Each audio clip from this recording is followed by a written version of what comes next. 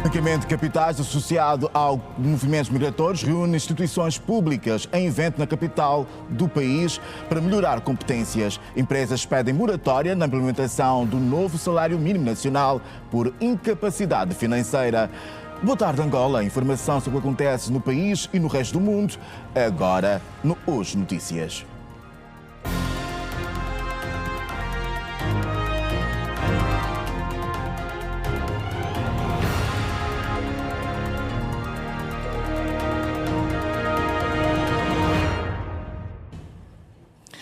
Boa tarde, Angola. 8 dos 14 municípios da província da Huila beneficiaram de novas ambulâncias. Os meios foram entregues esta quarta-feira pelo governador local, Nuno Maapi. 8 dos 14 municípios da província da Huila beneficiaram de novas ambulâncias entregues esta quarta-feira pelo governador Nuno Maapi. Para os diretores municipais da saúde, os meios recepcionados representam uma mais-valia para a garantia da assistência médica à população das suas áreas de jurisdição. É uma grande valia, porque veio no momento certo para acudir àquilo que é o grande déficit que nós tivemos relacionado à transportação de doentes, visto que as ambulâncias que nós tínhamos ou que nós temos são antigas. Então esta veio cobrir esse grande vazio. Na verdade, é um grande ganho. Matala é o segundo município da província da Huila. Tem uma unidade sanitária de referência para os 4 municípios à volta, que é Jamba, Cuvango, Chicomba e Kipungo. E temos uma rede sanitária muito vasta. São quase 25 unidades sanitárias. Então, com a aquisição desta ambulância, desse carro para transportar doentes, na verdade, é um grande ganho para Matala. É uma mais-valia para o município, visto que o município nessa altura conta com 20 unidades sanitárias. Dentre dessas apenas tínhamos 3 ambulâncias operacionais, mas já num estado avançado de degradação. Esta ambulância veio de certa forma para suprir e diminuir aquilo que é a distância das nossas populações, naquilo que é a ocorrência das nossas unidades sanitárias. Veio reforçar a frota dos poucos que já existem. De certa forma, pensamos nós que é uma mais-valia para o nosso município e para o apoio aos nossos pacientes, tanto para a referência da Umpata para o município de Lubango e da Umpata sede para as comunas. Quem também recebeu meios de transporte foi o Centro de Hemodiálise do Hospital Central do Lubango, para satisfação da diretora Lina Antunes. Representam uma mais-valia principalmente para os doentes. Tal como disse o Sr. Governador, estes transportes vão ser para os doentes, essencialmente. Nós fazemos turnos, o último termina às 23 horas e há necessidade de colocar em casa e em zonas seguras os doentes que vêm fazer diálise à noite. Isso é muito importante, portanto, passamos a ter maior resposta em termos de transporte. Já o governador provincial Nuno Maapi aponta a escassez de técnicos no setor da saúde como a grande preocupação do momento. Mas a grande preocupação ainda continua a ser o déficit de especialistas que a província ainda tem. A província precisa de ter especialistas para poder dar resposta. O número de pacientes que são evacuados para outras paragens, como Luanda, ainda é muito alto. Por isso, temos que criar aqui mais incentivos para que os especialistas que estão na capital do nosso país consigam aceitar virem trabalhar na província da Huila. Por isso, o nosso desafio ainda continua a ser não a construção de infraestruturas só, mas recursos humanos. Como sabe, o próprio Hospital Central tem um déficit muito alto porque os concursos públicos são generalizados. E o próprio Hospital Central está a levar muitas pessoas a reformas e isto abre um vazio para o próprio hospital. Por isso, a nossa discussão de infraestrutura, já estamos a passar esta fase. Como sabe, o Lubango hoje tem um hospital de referência, mas esse hospital tem que estar com mais valências, que são recursos humanos à altura em várias especialidades, para podermos responder os desafios que ainda se apresentam no nosso dia a dia. Seguimos para a província do Mochico e olhamos agora para os resultados do programa de melhoria das vias de acesso. No Luena, os municípios e também os munícipes elogiam o trabalho que permitiu a reparação da principal via de acesso aos bairros Quenha e Passa Fome, que até então encontravam-se em mau estado de conservação. Novas imagens, novo modo de vida para os municípios algures nos bairros Quenha e Passa Fome, que beneficiam do novo tapete asfáltico num processo de requalificação das vias. Quando chovesse, era bastante água a escorrer para baixo e dificultava de que maneira a circulação. E também contribuía bastante para a iniciativa de novas ravinas. Benefícios desse bairro nos proporciona uma grande satisfação para a comunidade, visto que a via está a ser asfaltado e é com muita honra para a comunidade. Eu vivo no Namibe, estou aqui há já bom tempo, 76 saí daqui e sou recente assim, chegado aqui, cheguei para aqui, por acaso gostei muito do Mochico, o Mochico está modificando bem.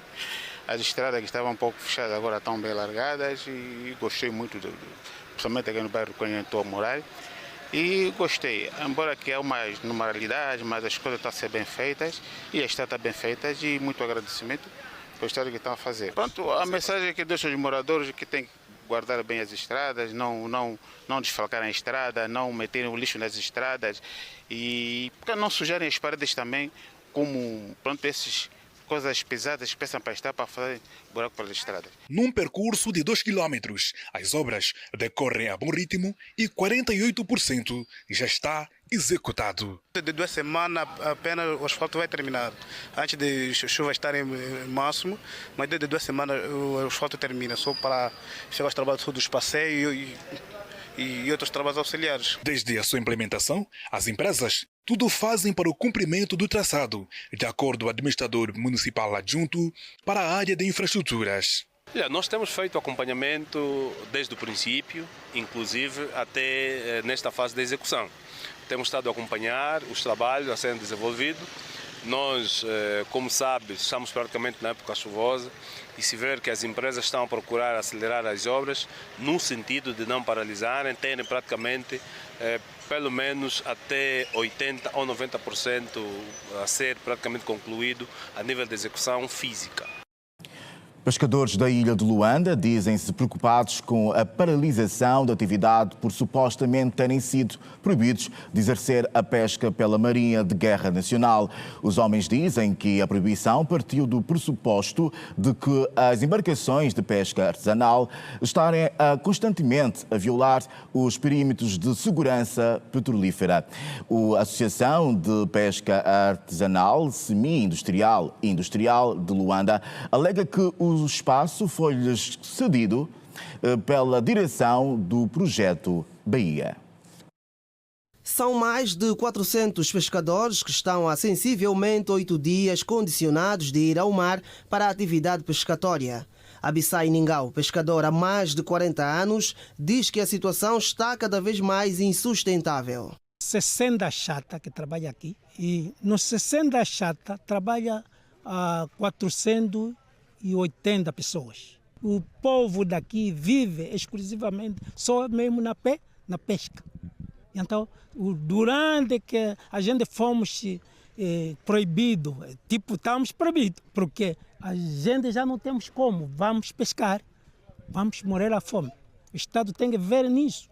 Esta anciã, uma das peixeiras mais antigas da ilha, conta que os pescadores sempre cumpriram com as suas obrigações, pagando as licenças para a atividade da pesca e, por isso, pede a compreensão das autoridades para que não lhes seja retirada a principal fonte de sustento. Os pescadores todos pagavam licença como pagam até agora. Nunca faltou de pagar licença. Estamos a pedir para nos fazer um favor e nos ouvirem, que não pode nos tirar essa última vez aqui nesse lugar, porque é o único lugar que ficamos para dar de comer os filhos em casa. Há filhos que não têm pai e já estamos a ver o mundo como é que está a correr. E se tirar mais aqui, como é que vai ficar? Francisca Pereira, representante da APASIL, Associação de Pesca Artesanal, Semi-Industrial e Industrial de Luanda, diz que o espaço, com pouco mais de 16 metros de comprimento, lhes foi concedido há quase 5 anos pelo projeto Bahia. Nós temos uma ata feita com os engenheiros do projeto Bahia, onde diz que os 16 metros para o 190 é para os pescadores, e agora a Marinha diz que não, a obra deles vai atingir até a área dos pescadores. Agora, nós entendemos os projetos do Estado, né? Que é um projeto social, mas que velasse pela população que depende disso. Entretanto, o diretor para Infraestruturas e Serviços Técnicos do Governo Provincial de Luanda, Kalunga Kisanga, assegurou em entrevista recente à Rede Girassol que os operadores da pesca artesanal poderão continuar a exercer as suas atividades normais numa zona já identificada pelo GPL. Nós vamos cumprir com o que foi aqui estipulado no prazo de 10 dias para retirarmos então essas embarcações. Também damos aqui a salvaguarda que os mesmos vão ser transladados para outras áreas e continuarem a fazer o seu trabalho. Recordo que a Marinha de Guerra angolana registrou, desde 2022, mais de 40 mil interferências de barcos de pescas junto às plataformas petrolíferas. No município do Mungo, província do Huambo, os agricultores solicitam mais apoio no que diz respeito à disponibilização de fertilizantes para o aumento da produção. A preocupação foi apresentada esta quarta-feira ao governador Pereira Alfredo durante uma visita que visou constatar a realidade socioeconómica da região. A expectativa com a chegada era grande, afinal, era a primeira visita do governador desde que assumiu o cargo. A situação socioeconómica do município mais ao norte do Huambo foi radiografada ao detalhe. No que tu yamuro pabato vitani vios, viquete para o sítio ao Lupando. Sentimos-nos desprezados e apanhados diante de jovens e adultos de outros municípios que estão quantas vezes mais desenvolvidos e privilegiados do que nós. Bem pedir as chuvas começar e a nossa preocupação são os fertilizantes. As preocupações foram todas anotadas pelo governador. A visita serviu também para a entrega de kits técnico-profissionais a mulheres formadas em pastelaria no âmbito do programa de combate à pobreza. Primeiramente, devo agradecer pela oportunidade que me foi dada, dizer que é um curso que eu desde sempre quis fazer, porque eu não tinha assim muita perfeição em fazer pastelaria, mas esse curso veio fazer boa coisa na minha vida para combater a pobreza também. O curso foi tão bom, graças a Deus e ao nosso administrador municipal que nos deu esse privilégio, a formadora que nos deram, a Cacilda Sanjala.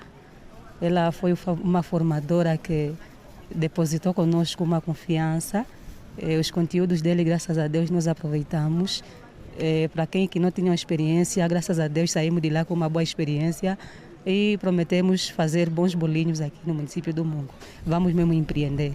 O périplo do governador pelo Mungo incluiu visita ao Hospital Municipal e as obras da Assembleia Autárquica. No final da visita, Pereira Alfredo falou das preocupações que ouviu e deu garantias de empenho do seu governo na solução de questões mais urgentes. Esses desafios podem ser agrupados, no fundo, naquilo que é comum para todos.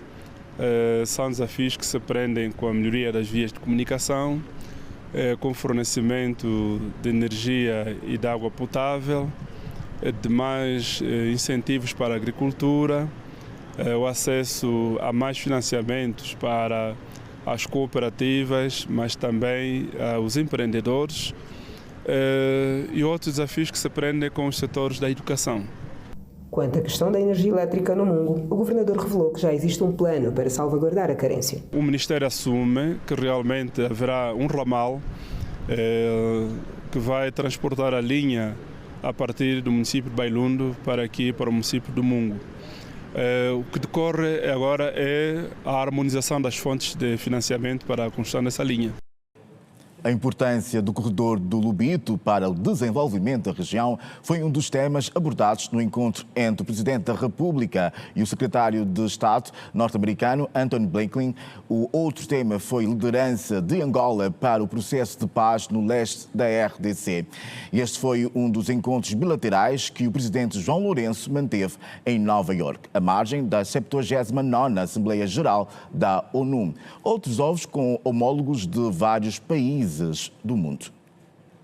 João Lourenço manteve um encontro esta terça-feira com o secretário de Estado norte-americano Antony Blinken, com quem abordou a visita do presidente norte-americano ao nosso país entre os dias 13 e 15 de outubro. Biden vai cumprir uma visita oficial a Angola a convite do presidente João Lourenço. O corredor do Lobito, seu desenvolvimento e expansão, será uma das grandes prioridades nas conversações entre as delegações presidenciais de Angola e dos Estados Unidos da América. João Lourenço reuniu-se com o homólogo da Namíbia, Nangolo Mbumba, com quem analisou o reforço das relações entre os dois países vizinhos.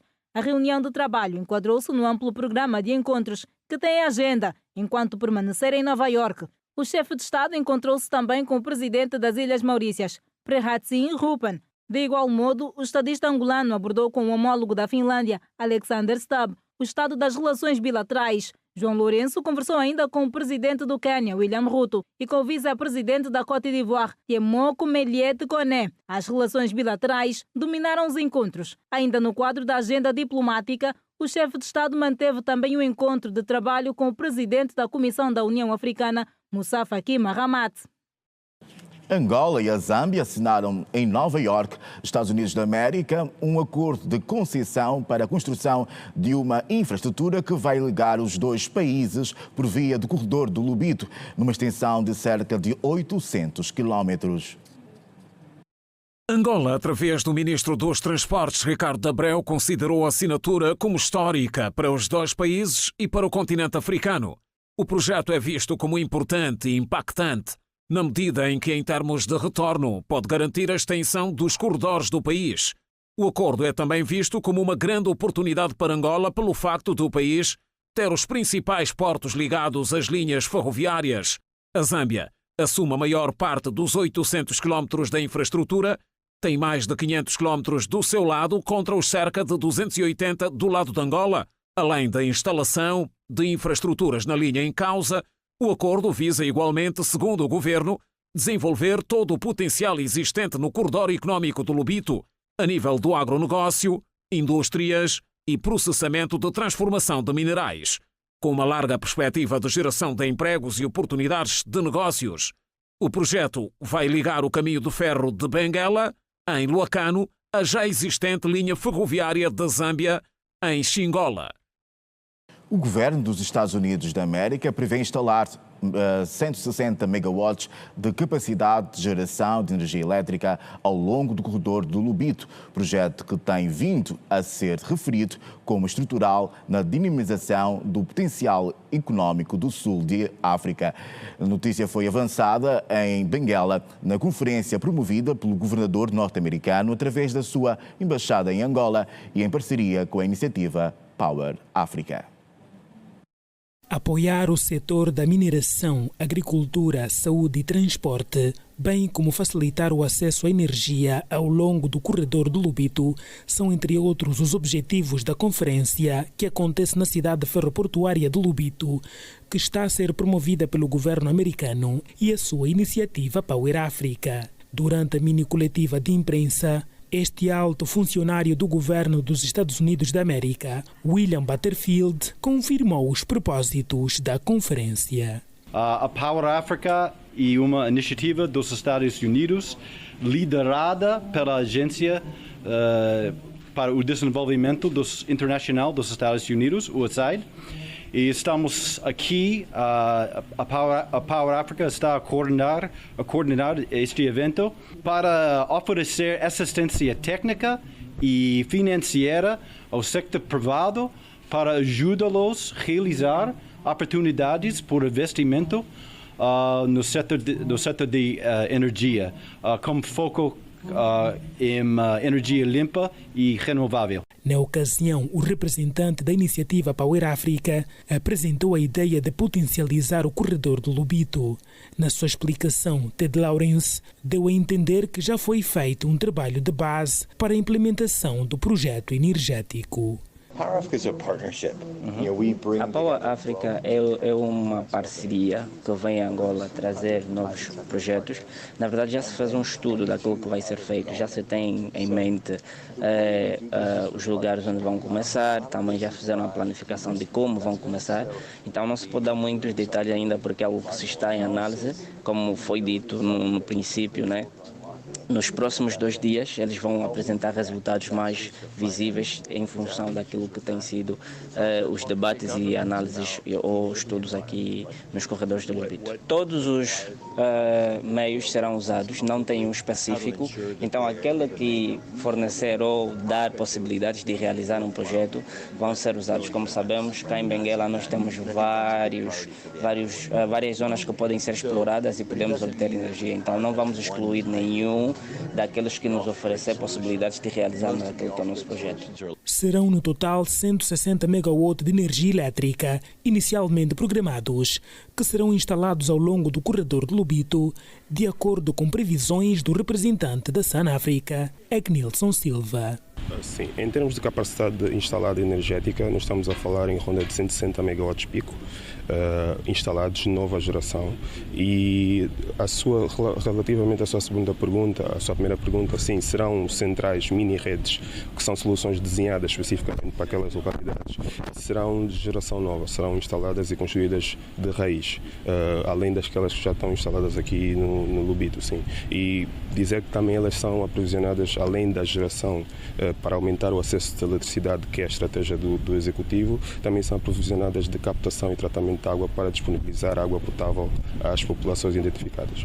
O evento, com duração de 2 dias, conta com a presença de altos funcionários do governo americano em Angola, representante dos Estados Unidos da América para o Desenvolvimento Internacional em Angola, do Departamento de Comércio e Energia do governo americano, entre outras figuras.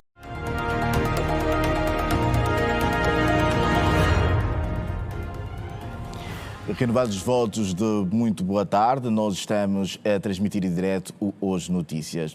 O diretor nacional do... Vamos seguir com o jornal. A Comissão Eleitoral da Federação Angolana de Futebol reuniu com os mandatários dos 3 candidatos à presidência da FAF. Vamos seguir com a página desportiva. A maior prova africana de basquetebol acontece em agosto do próximo ano. Por esta razão, continuam os preparativos para o arranque do Afrobasket que o nosso país vai acolher. Nesta quarta-feira, o Ministério da Juventude e Desportos e a Federação Angolana de Basquetebol estiveram reunidos para abordarem sobre os vários subtemas da prova. Um deles foi a criação da logomarca do Campeonato Africano de Basquetebol. Segundo o presidente da FAB, Muniz Silva, a logomarca precisa de ser aprovada pela FIBA África para posteriormente ser apresentada oficialmente. Acabamos por aprovar a logomarca, vamos submeter à FIBA. Caso tenhamos o agreement da FIBA, a logomarca será conhecida, será de domínio público e começaremos a trabalhar na publicação dela, na publicidade, que é preciso que nas várias atividades que a FIBA tem efetuado, que a nossa logomarca esteja presente, e é preciso preparar também material para o Afrobasket e para tudo isto é preciso tempo. Os únicos temas que nós depois vamos discutir com a FIBA África será a gestão da publicidade dentro do campo e na transmissão do jogo. Para o secretário de Estado para os Desportos, Paulo Madeira, as provas que acontecerem no próximo ano levarão, de alguma forma, os símbolos de Angola, tendo em conta as festividades dos 50 anos de independência. Como vocês sabem, para o ano celebramos 50 anos de independência e importa que qualquer situação ligada à imagem de eventos que eventualmente sejam realizados no nosso país apresentem também aquilo que é a imagem de Angola, do ponto de vista não só desportivo, mas também cultural e turístico. Sobre as províncias que albergarão o evento desportivo, Paulo Madeira garantiu que já foram indicadas. Nós estamos a trabalhar afincadamente para que a prova decorra no Namibe, no Lubango, Benguela e Luanda, naturalmente. Este poderá ser um dos vários encontros entre o Ministério da Juventude e Desportos e a Federação Angolana de Basquetebol, tendo em conta a importância da prova no continente africano. O Petro de Luanda venceu o Desportivo da Huila por 2 bolas em resposta nesta tarde no Estádio Nacional 11 de novembro. A partida foi aberta, foi o acerto à primeira jornada do Girabola 2024-2025. No primeiro duelo do Girabola para o técnico português ao serviço do Petro de Luanda, Ricardo Cheu, foi o Desportivo da Huila quem deu o primeiro toque na bola. O Desportivo, que também é orientado por um treinador português, foi igualmente o primeiro a chegar com perigo à baliza de Hugo Marques. O Petro de Luanda mostrava maior controle de bola no centro do campo. O tic-tac resultou em golo aos 22 minutos, num remate de insistência de Jonathan Toro a favor do Petro de Luanda.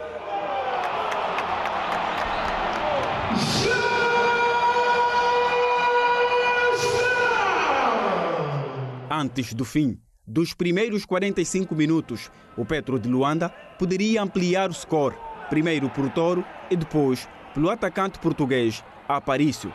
O 1-0 foi o resultado que levou as duas equipas ao intervalo. A turma do Catetão chegou ao segundo golo por via de Aparício, que aproveitou muito bem o erro de defesa da equipa huilana na segunda parte.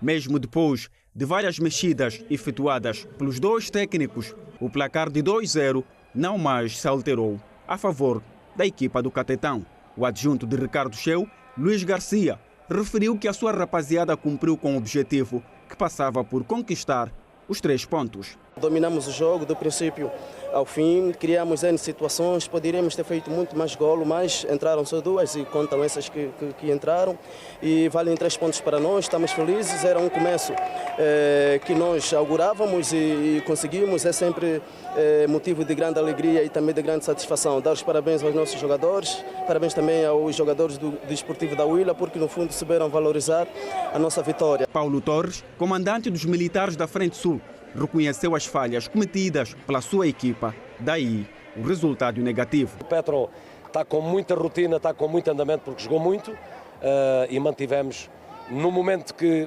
tomámos a decisão para meter jogadores frescos na frente, mais um erro e fomos extremamente penalizados com o segundo gol, uma má abordagem do meu jogador e levámos com o segundo gol. Aquilo que tenho a dizer é que a minha equipa está num processo muito positivo de evolução e acredito que mais tarde ou mais cedo vamos somar pontos, porque o campeonato está no início e não nos vamos desviar do foco daquilo que nós perspectivamos e daquilo que temos idealizados para esta época, que será uma época extremamente difícil. Assim, o campeão Petro de Luanda começou a defesa do título com vitória. Entretanto, o Desportivo da Huila soma a segunda derrota seguida depois do desaire frente ao Ilhéu de Benguela na ronda anterior.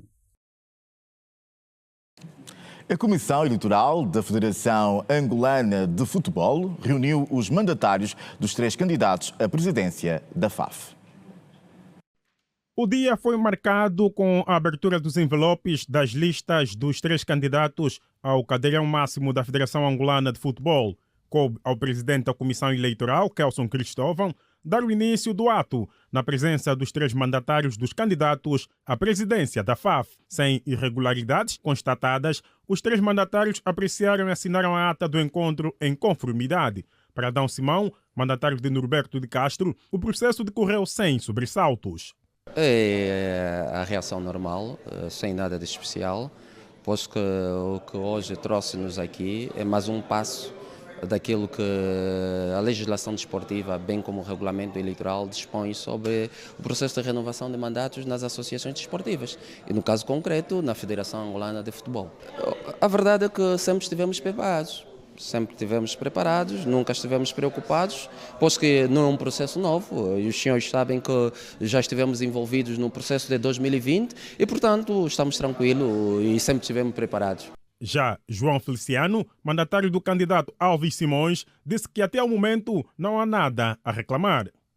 Na verdade, o que constatamos é a forma como eles foram entregues e a forma como hoje também nos foram apresentados, lacrados, conforme os deixamos. A partir daí, temos a garantia de que não houve nenhuma violabilidade dos documentos. No lado do candidato Arthur Almeida e Silva, falou a mandatária Naomi de la Montanha, que apontou a transparência no processo até o momento. O ato começou com a apresentação dos envelopes, na presença de todos os mandatários.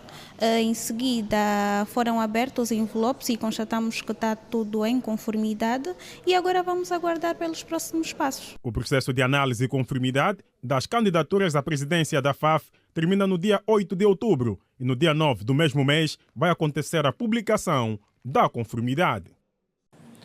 O presidente senegalês declarou na Assembleia Geral das Nações Unidas que é preciso romper com a lógica de cada um por si e ser criado um novo contrato social baseado na solidariedade e na cooperação. Acompanhe o resumo da atualidade internacional. A paz não é apenas ausência de guerra. A paz é também a possibilidade de cada ser humano viver com dignidade, alimentar-se, ter habitação, ter educação e cuidados médicos, afirmou durante o seu discurso na Organização das Nações Unidas, sublinhando que hoje mais de 750 milhões de pessoas não comem o suficiente, têm fome. O presidente do Senegal sublinhou ainda que é importante salvaguardar e reforçar o multilateralismo como quadro único da ação para a paz e segurança internacional.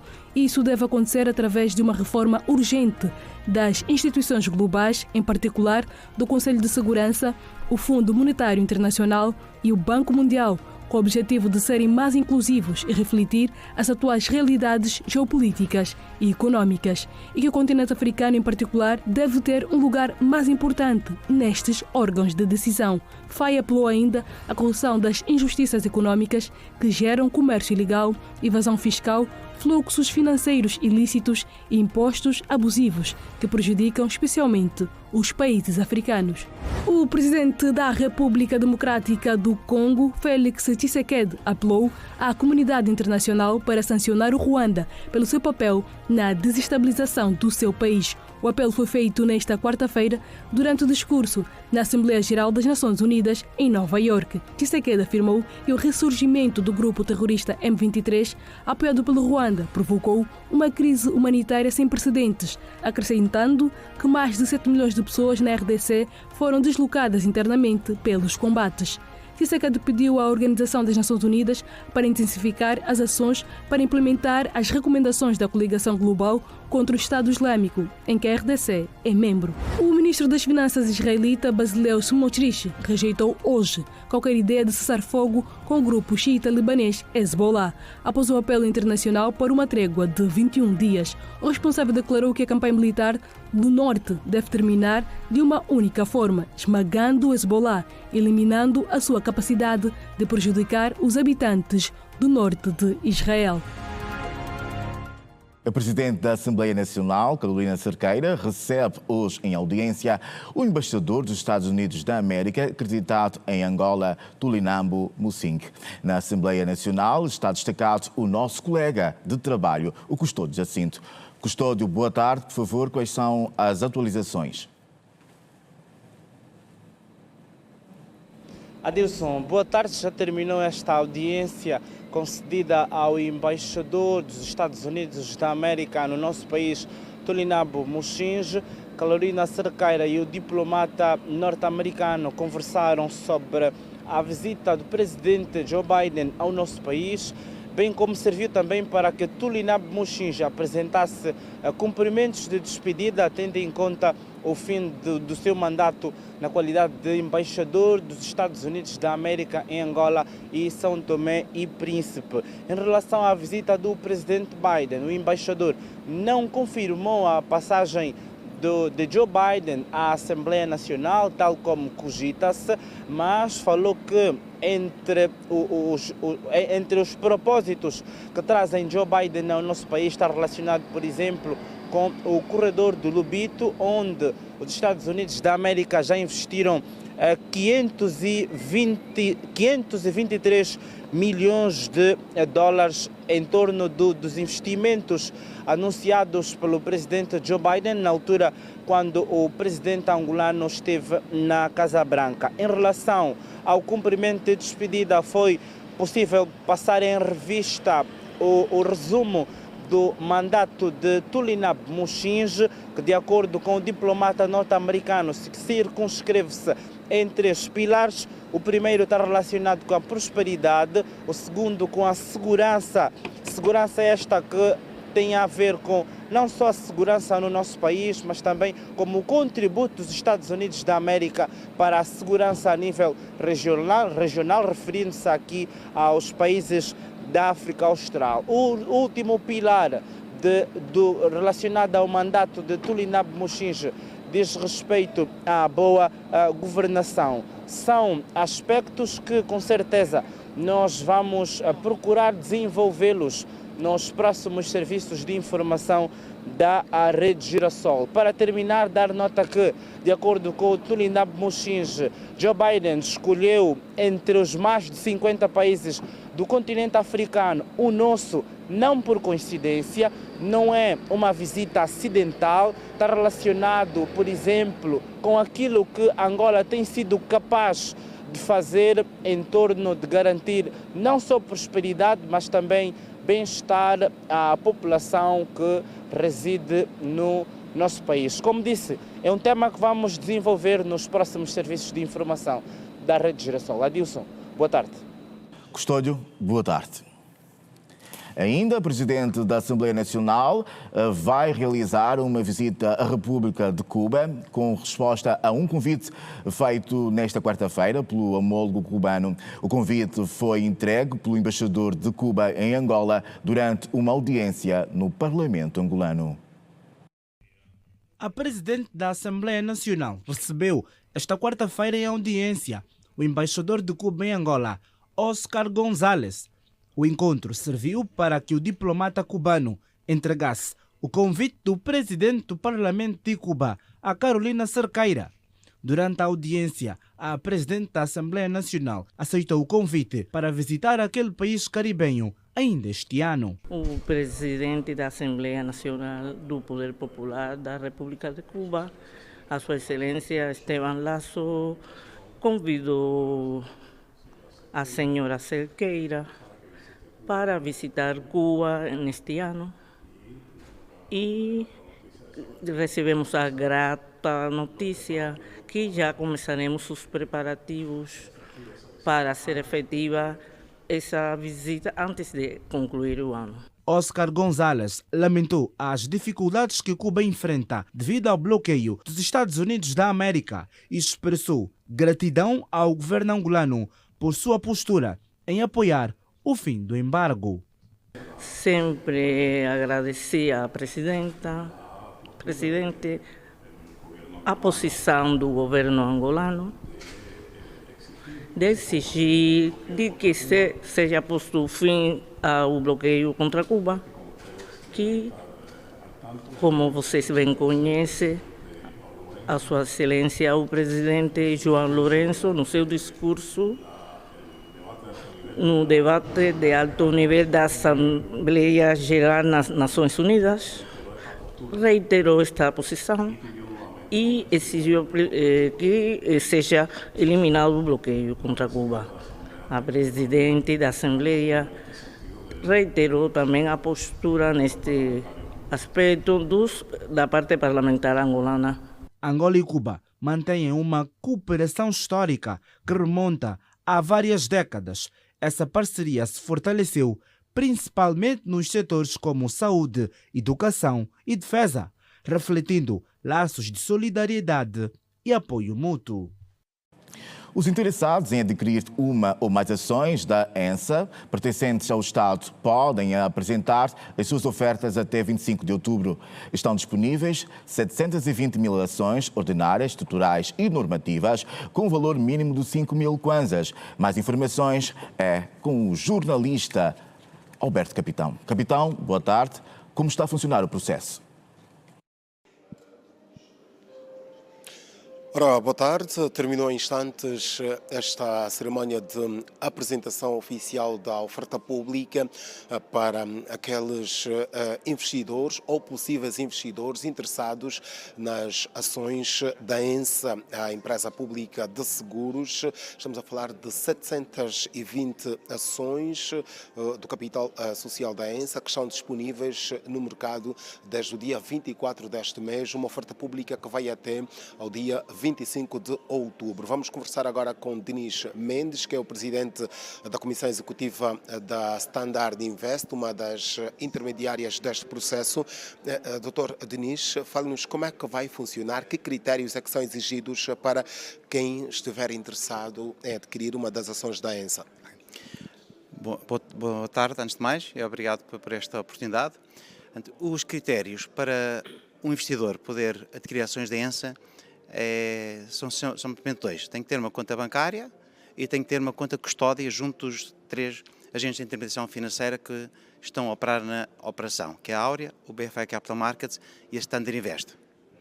Estamos a falar de quanto é que se pretende arrecadar caso as 720 ações sejam vendidas?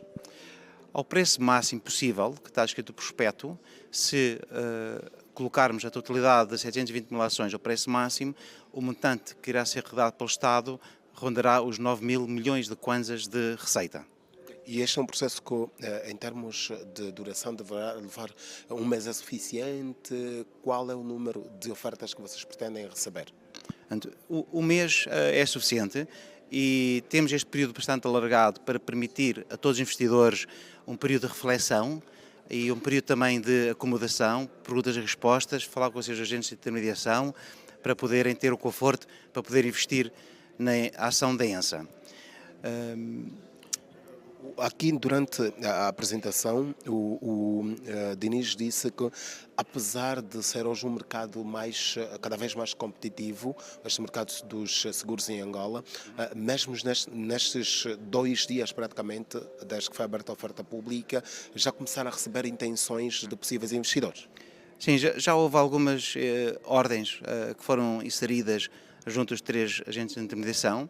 Isto demonstra confiança por parte dos investidores na estruturação da operação, também no nome ENSA. Penso que é muito importante referir que a ENSA é uma empresa muito sólida, é uma empresa que o ano passado já pagou dividendos e naturalmente o acionista, quando pretende investir no mercado acionista, também procura rentabilizar e maximizar a sua poupança. Muito obrigado. Denis Mendes, que é o presidente da Comissão Executiva da Standard Invest, nesta cerimónia de oferta pública das 720 ações disponíveis para o mercado. Estamos a falar de ações, no caso 30% das ações da ENSA que estão neste momento pertencentes ao Estado angolano. Caso estas 720 ações sejam adquiridas, estamos a falar de um valor, em termos de receitas para o Estado, acima dos 9 mil milhões de kwanzas. É um assunto que vamos desenvolver logo mais no Girassol Jornal. Boa tarde. Boa tarde. A nova tabela do salário mínimo nacional entrou em vigor há 10 dias.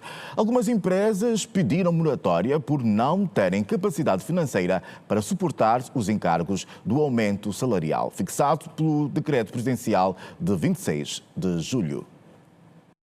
O decreto presidencial que estabelece a atualização da remuneração dos trabalhadores entrou em vigor na passada segunda-feira, 16 de setembro. Está previsto que, após um ano da entrada em vigor, o montante do salário mínimo nacional seja novamente atualizado para 100 mil kwanzas. Até então, o salário mínimo era de 32 mil kwanzas. Esta medida implementada pelo governo não impede as empresas e os representantes dos trabalhadores de acordarem salários mínimos superiores ao previsto. As empresas sem capacidade financeira comprovada para pagar o salário mínimo nacional definido é dada a possibilidade de solicitarem ao governo o pagamento temporariamente abaixo do nível determinado, sendo que a autorização não pode ultrapassar os 2 anos. A lei angolana das micro, pequenas e médias empresas classifica como microempresas aquelas com até 10 a 15 trabalhadores e cujo faturamento não excede o equivalente a $250 mil, cerca de 230 milhões de kwanzas por ano. E o diretor nacional do Trabalho, junto de MAPES, esclareceu em entrevista ao Girassol Jornal, nesta quarta-feira, o que se espera das empresas que não solicitaram moratória oportunamente, numa altura em que 33 empresas apresentaram uma solicitação abaixo do salário mínimo nacional. Com a nova tabela salarial em vigor desde o dia 16 deste mês, o salário mínimo em Angola passa para 70 mil kwanzas, com exceção às microempresas e startups, que podem pagar um mínimo de 50 mil kwanzas. No entanto, algumas empresas, na sua maioria em Luanda, pediram moratória por não terem capacidade financeira para suportar os encargos do aumento salarial fixado pelo decreto presidencial de 26 de julho, de acordo com o diretor nacional do Trabalho, António Stott, que falava em entrevista ao Girassol Jornal. Estamos agora com um total de 33 empresas, nas quais 3 empresas pediram apenas esclarecimento sobre a norma, sobre o decreto que fixa o novo regime do salário mínimo nacional, e as restantes 30 empresas solicitaram um pagamento abaixo do mínimo nacional. Luanda continua, e como era expectável, continua a ser a província com maiores solicitações, cerca de 53% das solicitações, seguido da província da Huila, da província de Malanche. Também era expectável, porque quando olhamos por Parque Nacional de Empresas e Empreendimentos, Luanda representa 54% das empresas e empreendimentos, seguidos da Huila, Uambo e Benguela. Entre as empresas que solicitaram uma moratória não constam as fazendas e nem empresas ligadas ao setor de pescas e silvicultura, que, segundo António Stott, é uma situação inesperada. Quando nós definimos o modelo da implementação do salário mínimo nacional, tivemos em atenção, por um lado, o emprego, o nível de emprego e o nível da atividade econômica, e, por outro lado, a necessidade de aumentar o rendimento dos trabalhadores. Verificamos que as microempresas, sobretudo aquelas ligadas ao setor da agricultura, que representam em média, no total, 91% do nosso parque de empresas, empregavam 24,6% dos trabalhadores. Daí nós garantimos o salário mínimo para as microempresas no valor de 50 mil kwanza, à espera que essas empresas não tivessem dificuldades financeiras de fazer um incremento, e para aquelas empresas no setor da agricultura que fossem consideradas não microempresas, teriam a possibilidade de considerar não apenas o rendimento base, mas sim a remuneração toda aos seus trabalhadores. Quanto às empresas que não solicitarem moratória e que não implementarem a medida do decreto presidencial, serão penalizadas, de acordo com o diretor nacional do Trabalho. Estamos na 3ª fase da Operação Trabalho Digno, e a Inspeção Geral do Trabalho e toda a equipa que faz parte do Trabalho Digno, para além de verificar as outras dimensões, como é o cumprimento da hora laboral, o cumprimento do qualificador ocupacional, o cumprimento das normas de segurança e higiene no trabalho, também devem e têm fiscalizado o salário mínimo. Aquelas empresas que não solicitaram e mesmo aquelas que solicitaram e não apresentarem a nota de recepção da sua solicitação pelo MAPES, estão a infringir, e se tiverem a infringir vão ser penalizadas nos termos da lei. A fiscalização do não cumprimento desta medida será feita pela Inspeção Geral do Trabalho nas suas inspeções regulares e através de denúncias públicas dos próprios funcionários. Acontece aqui em Luanda um workshop de capacitação de quadros que visa o fortalecimento de competências institucionais na investigação de crimes financeiros relacionados à migração.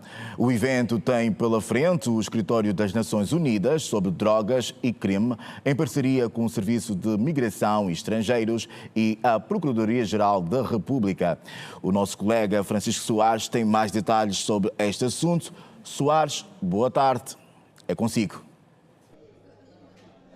Viva, boa tarde a todos que nos acompanham a esta hora. Pois bem, este evento visa capacitar os oficiais do Serviço de Migração e Estrangeiros sobre a migração ilegal no nosso país, em colaboração com as Nações Unidas e também falando um pouco sobre o branqueamento de capitais. E temos aqui a coordenadora residente das Nações Unidas em Angola, Zahira Virani. Boa tarde.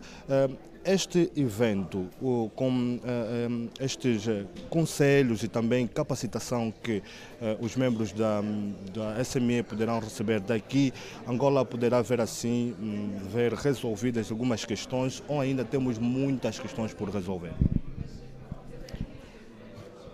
Esta atividade faz parte de um projeto conjunto entre o governo de Angola, a agência das Nações Unidas, que se chama UNODC, e com financiamento da União Europeia.